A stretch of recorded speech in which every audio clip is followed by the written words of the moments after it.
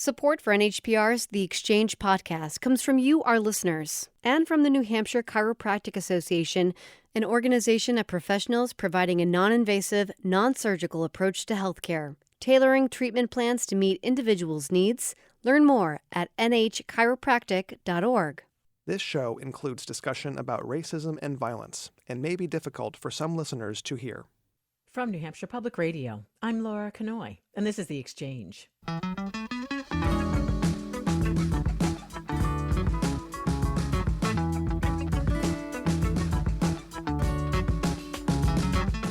Recent violence targeting Asian Americans across the country, including the shootings in Atlanta to the random attacks on pedestrians in California, have invigorated discussions about our nation's long history of racism and marginalization of Asian Americans. In New Hampshire, where Asian Americans make up 3% of the population, organizers recently held a Stop Asian Hate rally to defy the often heard, "It doesn't happen here." Today, we're talking about how this current moment is spurring more conversations countering that belief and where the state goes from here. Now, before we begin, I want to acknowledge that Asian American is a diverse, multifaceted identity. 1 hour of live radio cannot and should not attempt to capture such a nuanced and wide-ranging expanse of experiences. But we think this conversation is still important to have.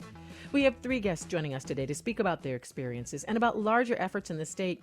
And listeners, we want to hear from you.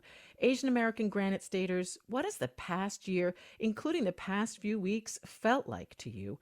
What conversations are we as a state not having about anti-Asian racism?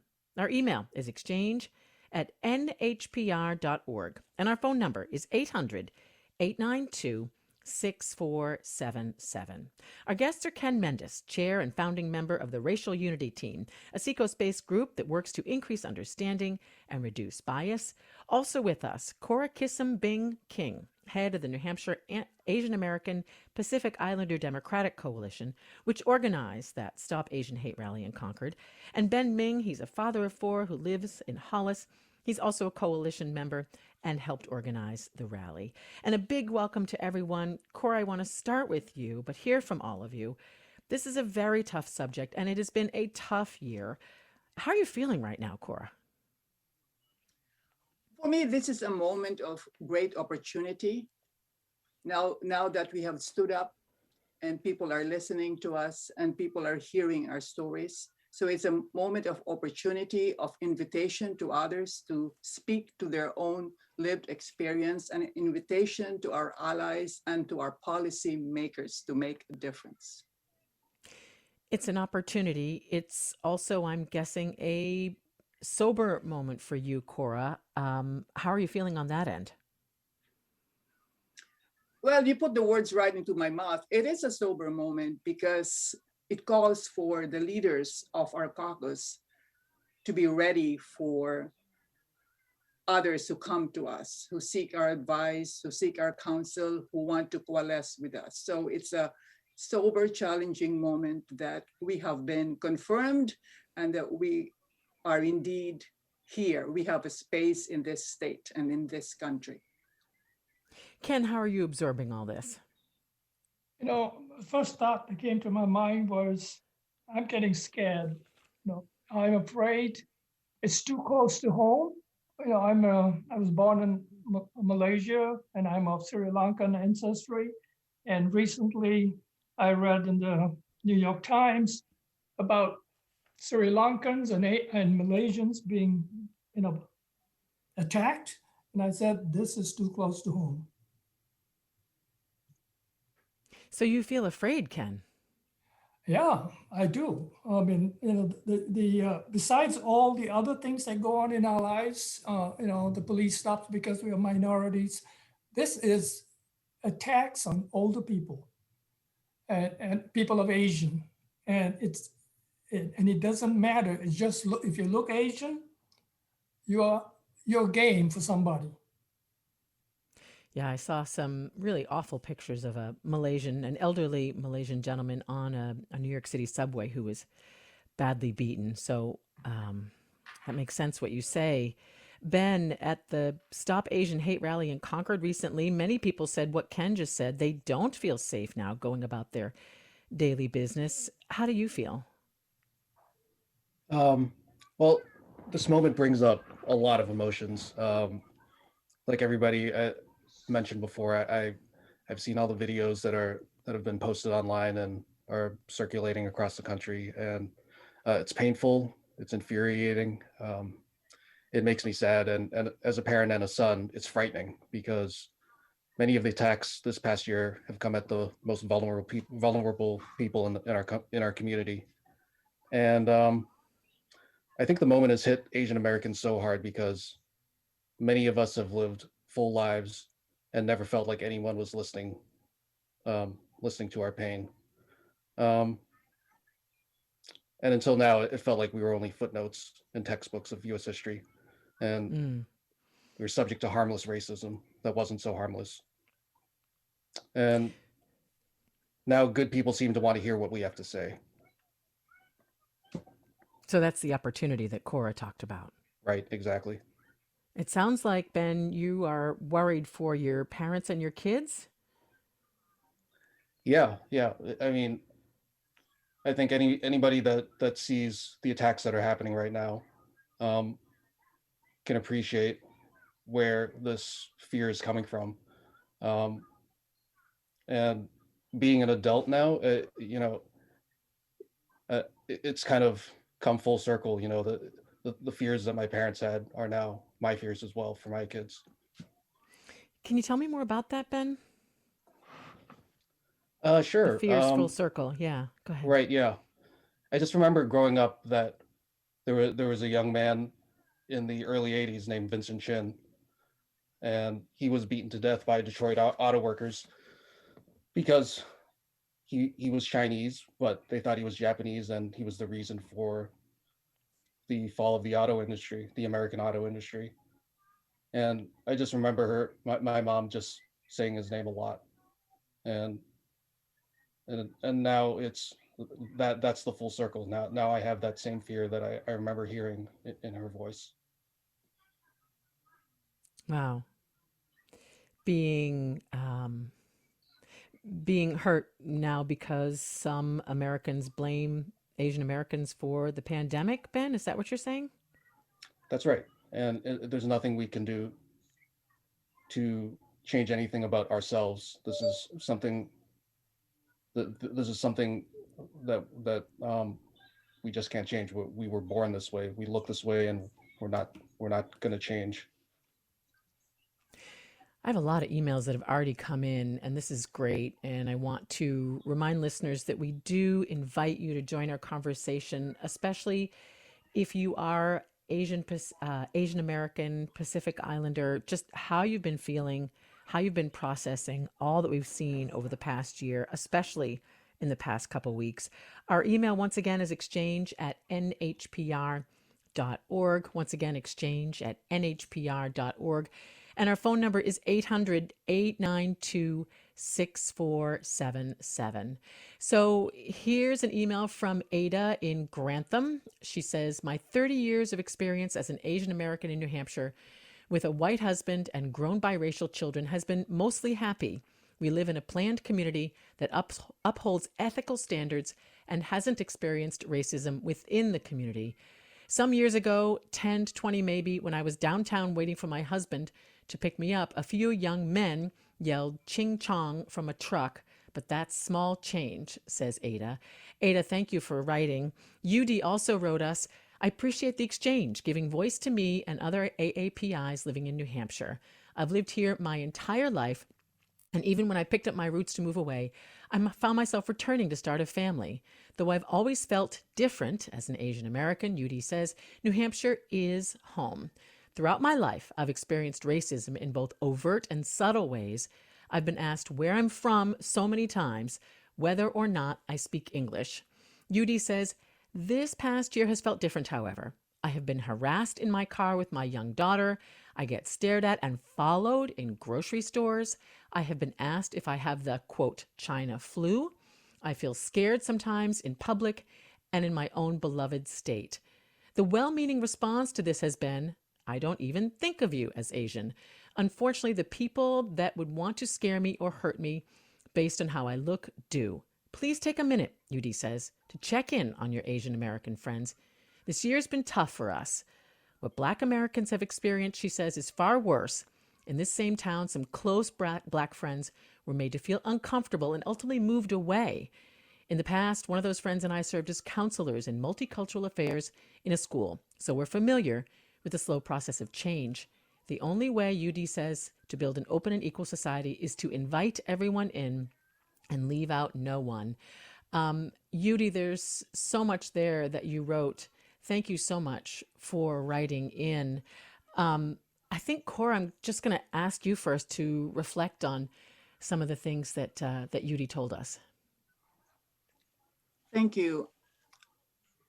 You know, it really makes me sad and angry and frustrated that this continues to happen in this country. You know, when you think about the Statue of Liberty and what it means to everybody, to immigrants and refugees, it's very sad and frustrating.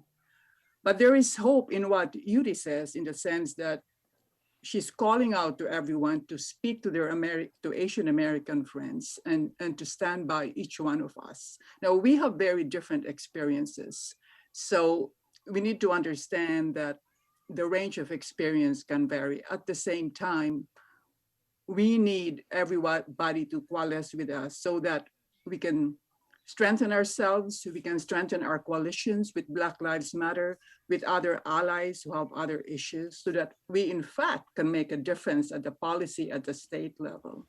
So there are many different ways that we can help one another at the individual level, at the coalition level, and at the policy level. We have to make a difference, and we have to grab this opportunity because there are just too many people that are in pain. Can you address what Cora said? Because this is really what your group does, the Unity Coalition. How do you see different groups of people working together, especially at this moment? Right, a good question. You know, when we started the Racial Unity Team 5 years ago, you know, I was looking for a name. And having been born in Malaysia, where there's a multicultural environment of, you know, different races and many Pacific Islanders, I realized that what we had in the US was silos working for the good of the nation. And those silos very seldom came together. So from there was born the Racial Unity Team, welcoming all people, including whites, to work together to solve that problem. And we have grown from that to know that we have to reach the children in our state because they are the change makers of the future. And so a lot of our work is working with schools, trying to bring that message into the schools. You know, I was looking at the population mix in some of the schools, and believe it or not, in the school district I live in, about 5% of the school population are Asians. That includes the Pacific Islanders and 2 or more races, and a lot of 2 or more races, right? And in fact, Dover has almost 10% AAPI population with, you know, 2 or more mix. So you can see that, you know, the dynamics of. And I worry about the children. I worry about the children in school because of all the reports that I have read as part of my work in the Racial Unity Team. Children are targets, but there is a lack of data available to even know where to start working. I've had discussions with superintendents. And in fact, I have a survey out to the superintendents mostly to try to bring them aware to the fact that since the COVID-19, our children in our schools are at high risk. And I worry about the kids going back soon. You know, they are going to be bullied. And so I want those schools to start thinking about how to address this as part of their, you know, the systems they have. There's a law in place, Senate Bill 263, that demands safety in our schools and allows parents to sue the school district. This is the first ever in New Hampshire where parents can sue the school district if their children are not kept safe in the schools. So there's a lot of work to do. Ben, have you had conversations with your kids about this at school, or have you had conversations with the officials at school, relating to some of the themes that Ken just raised about bullying in schools? Right. We haven't had, my wife and I haven't had any specific discussions with our school. But of course we're talking, and we've kind of always made our discussions about race and bullying pretty generic. But this year we've really made it a lot more specific. My oldest two are in 3rd and 2nd grade, and I think they're old enough where we can start saying things like we can just be more specific. We're really starting to celebrate our Chinese American heritage, telling them specifically, you are Chinese American, your cousins are also Chinese American. Black Lives Matter. Why? Your baby cousin is black and you love him, but there are people in this world who will think that his life doesn't matter. And back to that first email that you read, my kids are also mixed race, so that adds a whole layer of complexity to our conversations. And thankfully, excuse me, we haven't heard any of any incidents from our kids, but we do have to prepare them. So we have been having those conversations. Well, as we talk about children, here's an email from Susan who says, how can we make sure our future generations do not continue the tradition of harm to communities of color if New Hampshire teachers are forbidden to discuss race? The New Hampshire legislature is about to vote on our state budget, and they have inserted language into the budget, the so-called Divisive Concepts Bill, HB 544, which prohibits even the discussion of how we might address systemic racism, which has plagued our nation from its earliest years. How can teachers, Susan asks, teach about anti-Asian hatred when our legislators gag them from teaching about racism and oppression? How can teachers counter the racial hatred that children will be learning outside the classroom? Susan, thank you for writing. And Cora, I'm thinking this is something your group is looking at. Yes, and thank you, Susan, because I would have brought it up. So thank you so much. Right now, that language that is very divisive has been incorporated into the state budget. So things are moving very, very fast. So the next step is actually to ask the governor to veto this budget so that it can be rewritten and the divisive concepts will be excluded from that budget. It's very difficult to say no to a budget. And so that's the reason why it has been incorporated into it. So it's now actually known as number 2021-0925H, but it's HB 544. So we are calling everyone to contact the governor to veto the budget so that it can be rewritten to exclude the divisive language. What happens here? Yeah, sure. Yes. Go ahead, Cora. Sorry. Well, just to keep it short, we're asking people to Google what this all means, but basically it prevents the dissemination of concepts and it prevents unconscious bias training. It prevents teachers, employees, staff members, students to adopt and believe any of these divisive concepts. So it's really banning things such as training on race or sex, diversity, equity, and exclusion. So it's keeping us uninformed. It will make people irresponsible. So we hope that people will call Governor Sununu to veto the budget. Ken Mendis, I think I saw on your website of the Racial Unity team that you guys are also taking aim at this bill. Yes, we have a committee working on that. Pat Yosher is heading that committee, and we are following that very closely. I echo Cora's what she said is that this is an action where New Hampshire, granite staters need to step up. If they honestly believe in diversity, equity, inclusion for all, that bill must be stopped. And on the part of the Racial Unity team, one of the things we're doing as well is trying to get the social studies standards updated to reflect our missing history. There's a lot of history in that is missing from the social studies standards, but it's been sitting on the commissioner's desk for now 2 years, and he hasn't moved it. What I'm pushing for is for that standard to be released for public review, which is required by law before it can be signed by anybody for implementation. And this is what the teachers need. The teachers need a standard that gives them authority to teach in the schools.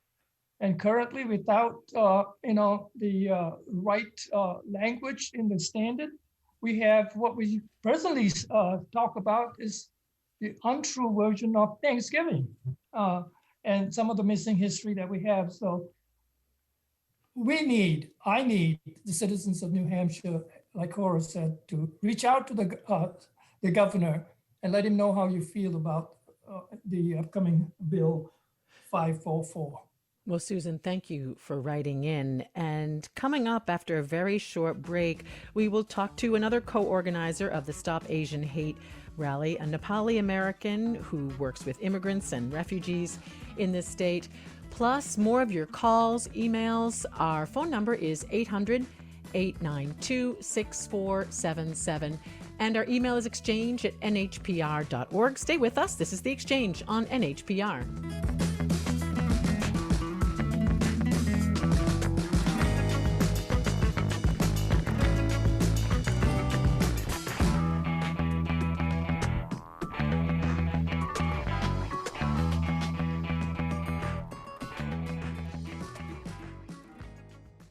This is The Exchange. I'm Laura Kanoy. Today, racism and violence targeting Asian Americans. Let's hear from you, Granite Staters. If you are an Asian American Pacific Islander, how has the last year, especially the last few weeks, felt for you? What conversations are not happening in our state that you'd like to hear? Email us. It's exchange@nhpr.org. Use Facebook or call 800-892-6477. We're talking with Ken Mendis, chair and founding member of the Racial Unity Team.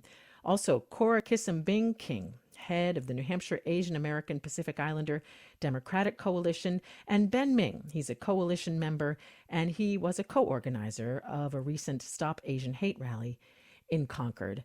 And right now we're joined by Susmik Lama. She's a Nepali American, also a co-organizer of the rally, and she's the Advanced Call Team Manager with People's Action Institute.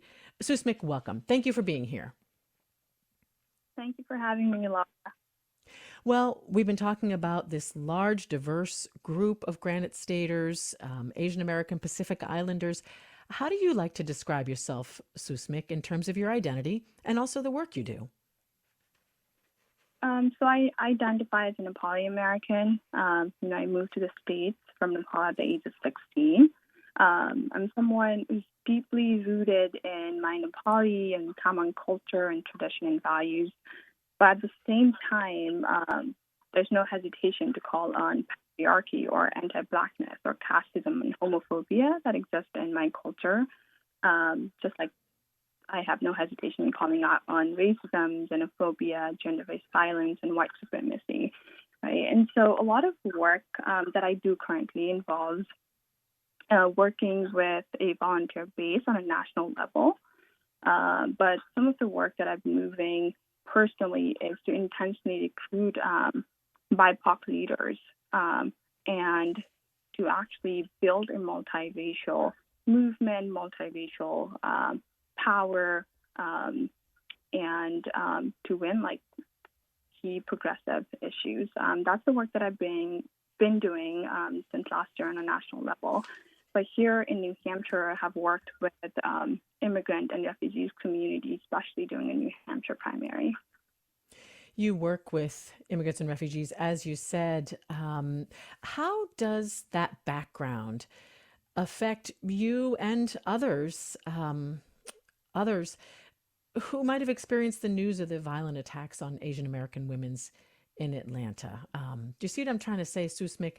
How does coming from that Asian American immigrant and refugee background make that news hit you?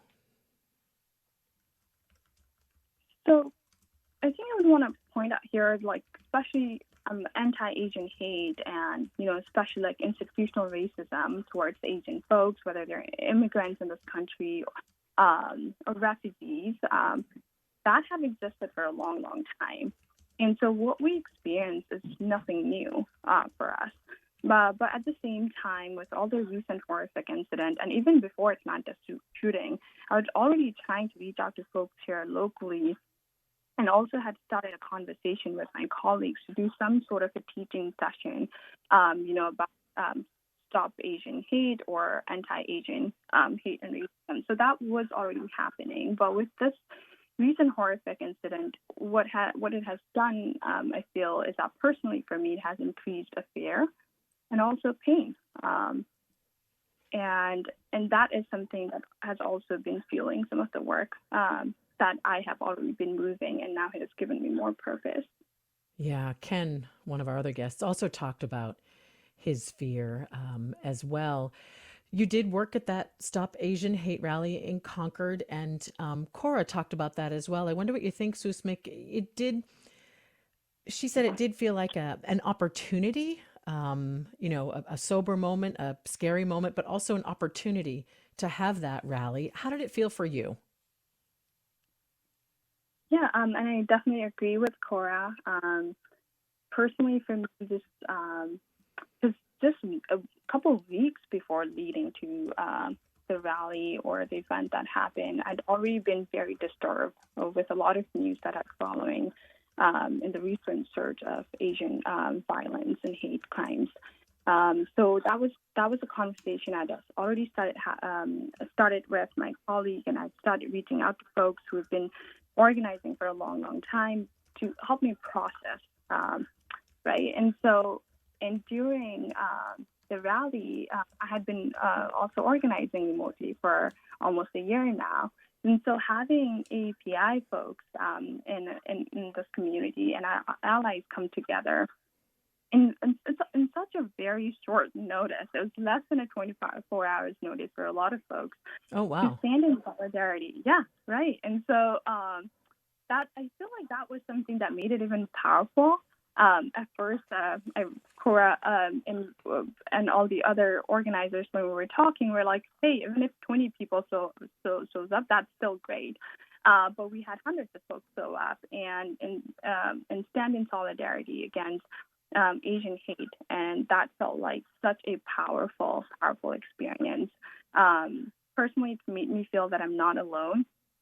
It gave me a sense of community and hope. Yeah, and there were other Stop Asian Hate rallies around New Hampshire and around the country, so not just here in Concord. What would you like to see going forward, Susmik? And I know that's a really big question, but give us a few sort of, if I could, I would like to see this in New Hampshire. Yeah, I feel like the clear next step right after the rally was to mobilize folks, mobilize API communities and also our allies to oppose the bill Cora has been talking about and Kane has been talking about. Right, that would be the first clear next step. But I feel like as an organizer, I've been working in New Hampshire for almost 2 years now. And one of the most important things that I would like to see is to mobilize a lot of our immigrant communities and our refugee communities here and build a Black and Brown and Asian solidarity here to build power and to organize money, organize people, and to win policies here in the state, like key progressive policies, and that does not just include just opposing the bill, but also winning, $15 minimum wage and access to health care. Well, Susmik, thank you for being with us. We really appreciate it. We'll talk to you again. Yeah, thank you so much. That's Susmik Lama, a co-organizer of the Stop Asian Hate rally in Concord earlier this month. Again, Exchange listeners, we'd really like to hear from you, especially if you are Asian American, Pacific Islander. What has the last year, given the rise in attacks, been like for you? What about the past few weeks after this killing that we saw of Asian American women in Atlanta. Again, our number is 800-892-6477. 800-892-6477. And our email is exchange@nhpr.org. Ben, I'd like to ask you too about the rally. Susmik said, a difficult time, but the rally did feel sort of empowering. And I wonder how it felt for you to be there and help pull this thing off very quickly, as she told us.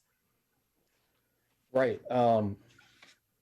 It did feel inspiring and empowering because it was really put together in a very short period of time, and we had a broad range of speakers that really touched on all the subjects that I think we could have hoped for. And when Cora said that we would have been or maybe it was Susmik that said we would have been happy with just 20 people.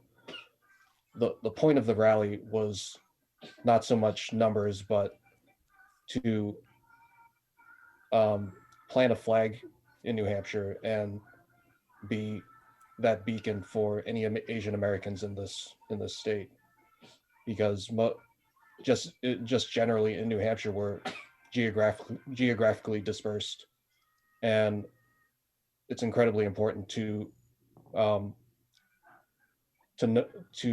let Asian Americans know that they have a safe place here and they're people that are looking out for their best interests. Yeah. Well, let's go back to the emails. Lots of people who want to jump into our conversation. And again, the email address is exchange@nhpr.org. You can use Facebook too, if you'd like. Share your experiences there, or you can give us a call at 800-892-6477.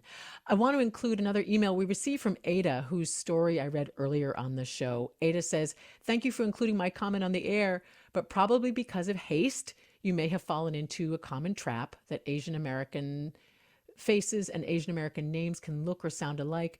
You attributed some of my comments to the other writer who emailed." So Ada, error acknowledged. Sorry about that. Thank you very much for writing back in.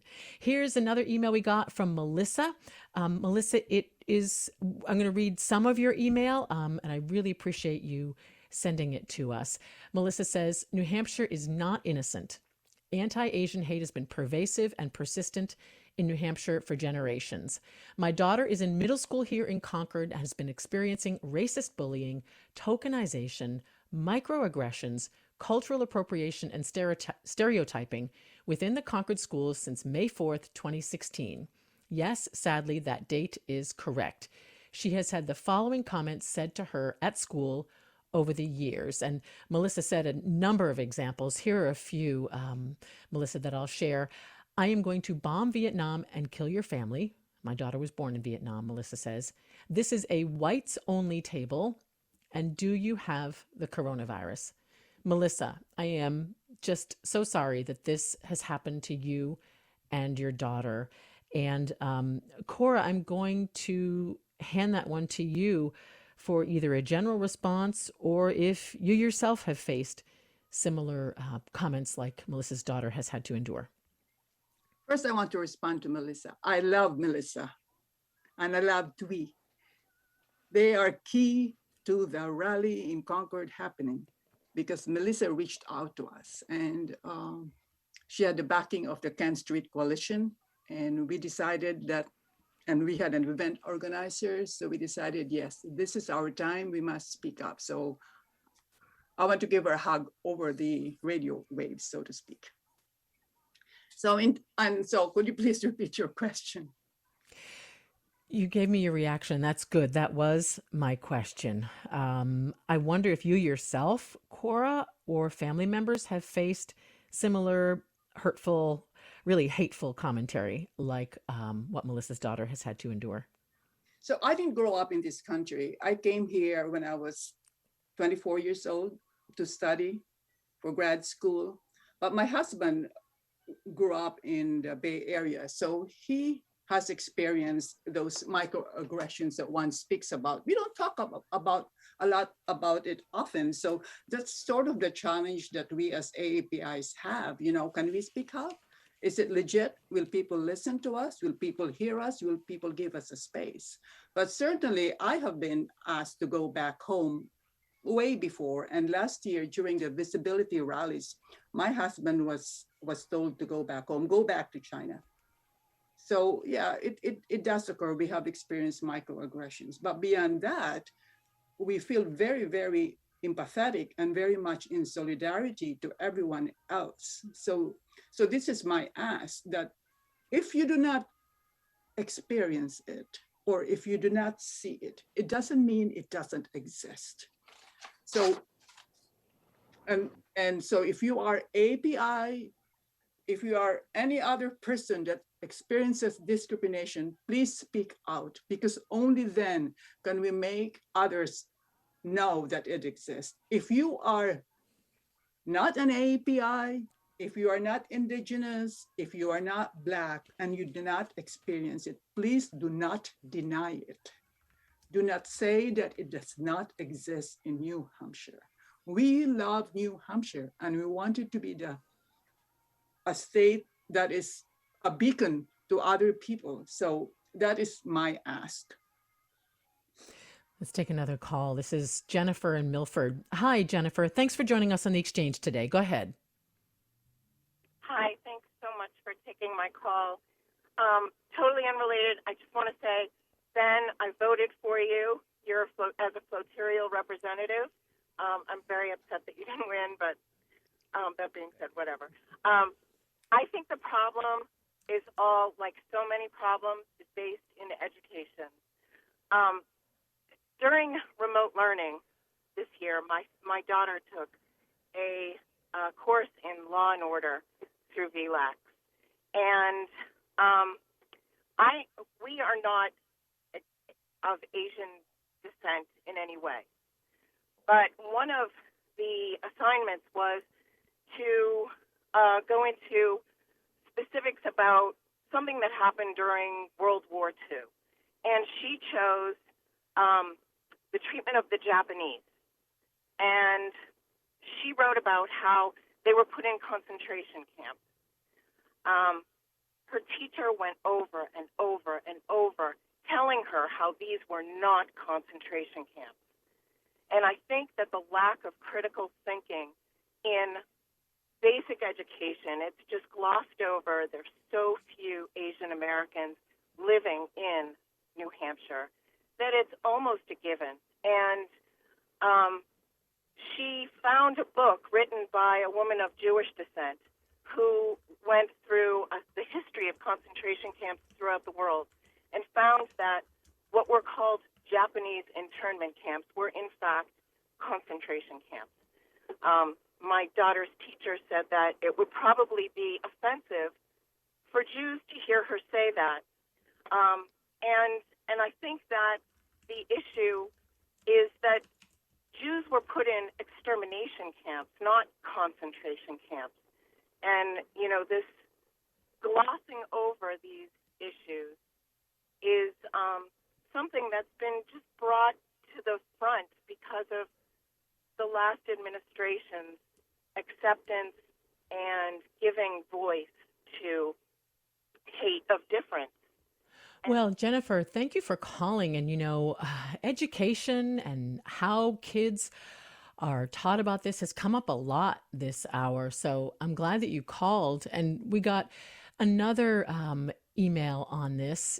This woman says, I don't have a name here. My daughter is an incredible self-advocate, and she has been advising the principal and counseling department on systemic racism and how it impacts students in the district. She's not afraid to call out teachers, administrators, and students on their racist behavior.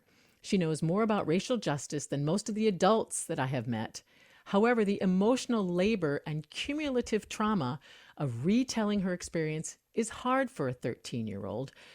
This person says the adults and people in power should be fighting this toxic history and hostile environment, and my daughter should be allowed to just be a kid.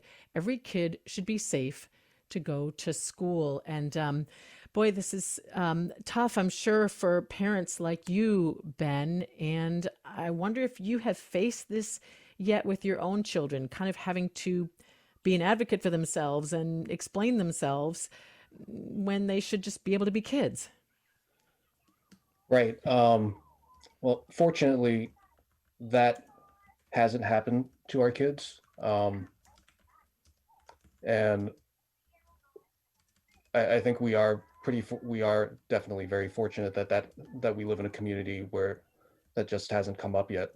But part of the reason that we started having these conversations was not just due to the national discourse on race, but we walked around getting groceries at some point last year, and there was a kid about their age that pulled his eyes to the side. Oh, And it's just amazing that the things that I remember being on the receiving end as a kid are still here.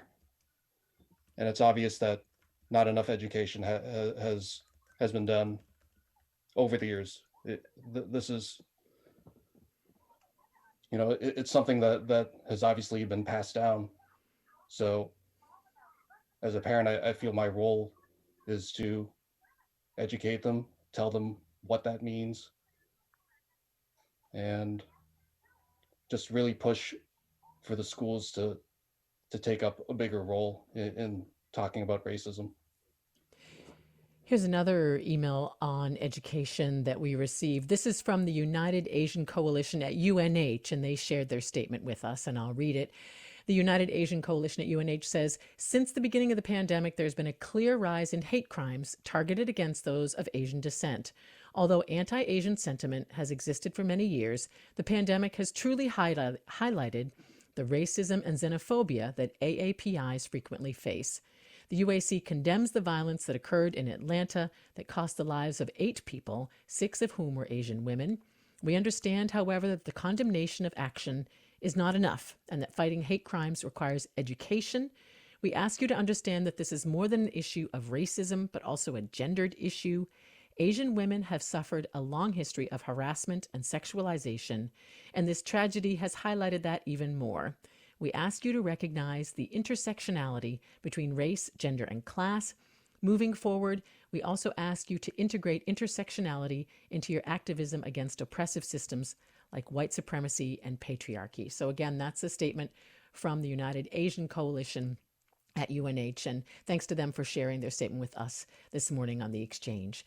We are going to take a very quick break. When we come back, more of your emails, more conversation. Keep it right here. This is The Exchange on New Hampshire Public Radio.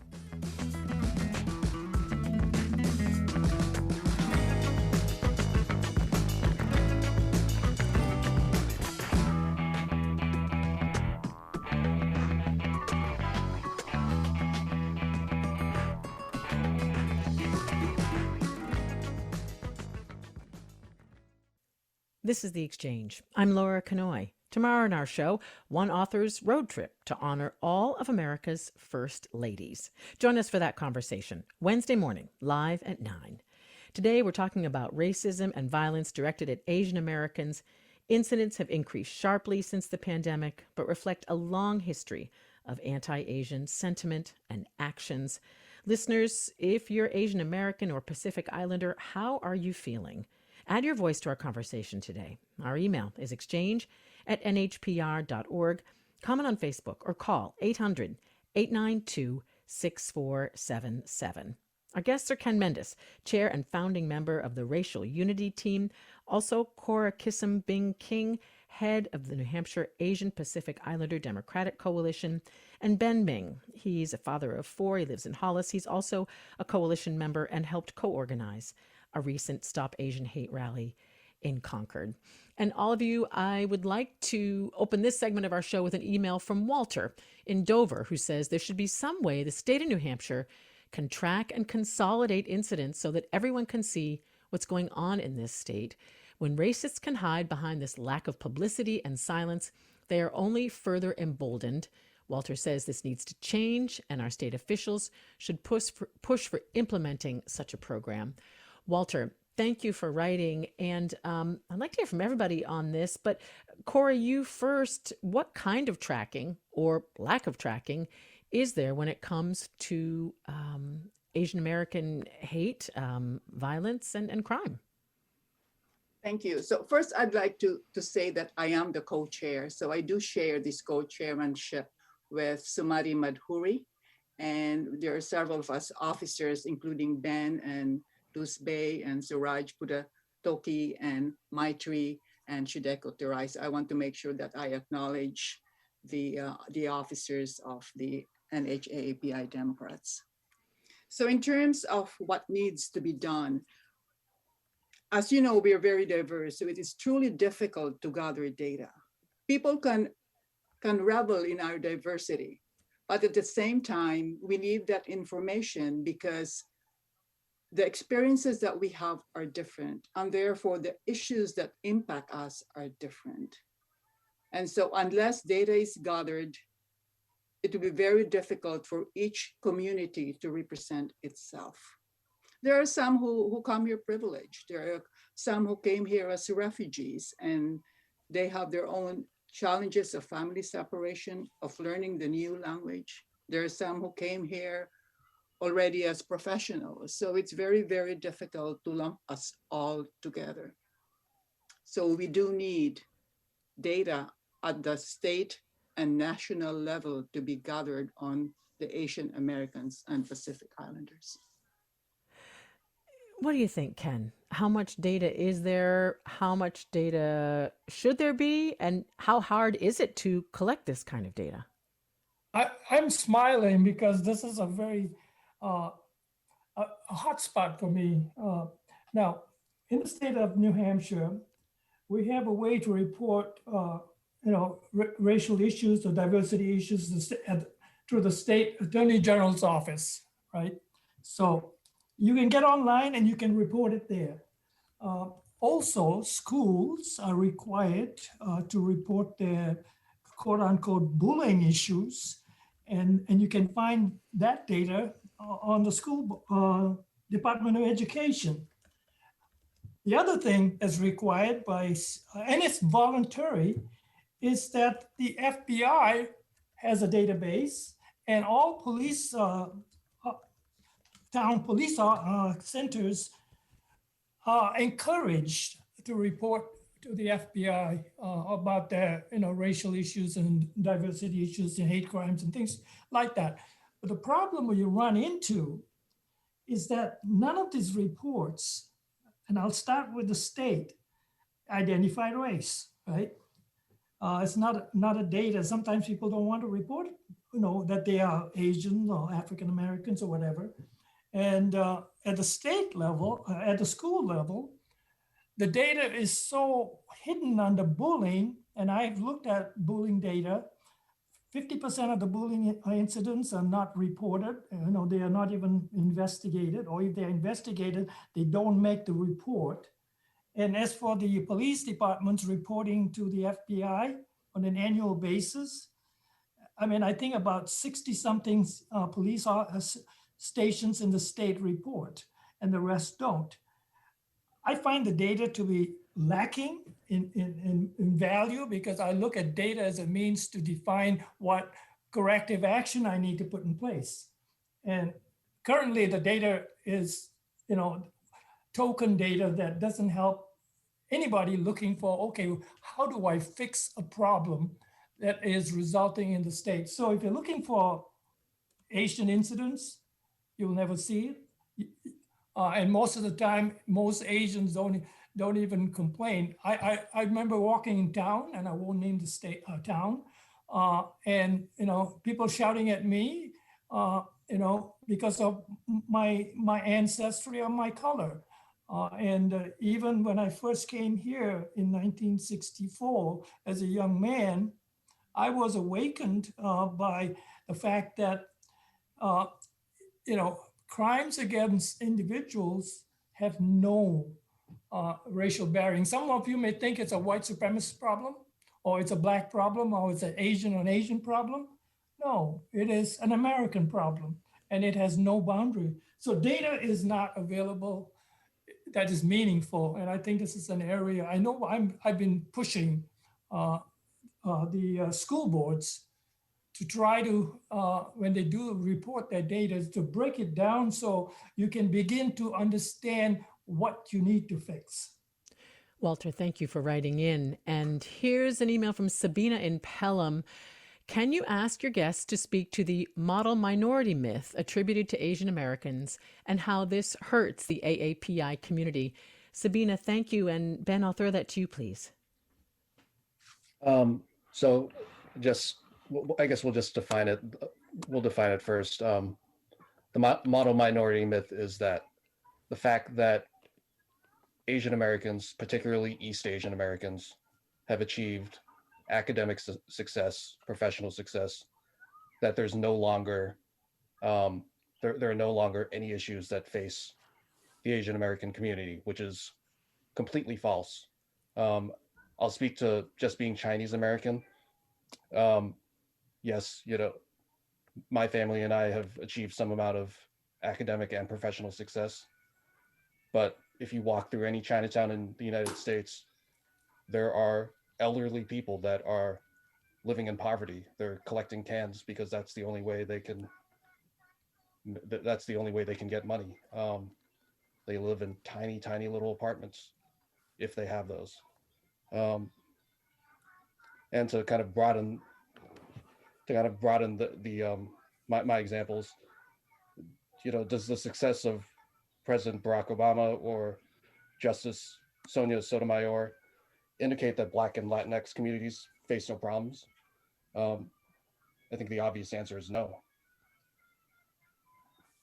Thank you, Sabina, for writing in. And here's one more email I'd like to get in before we close out. This person did not give a name.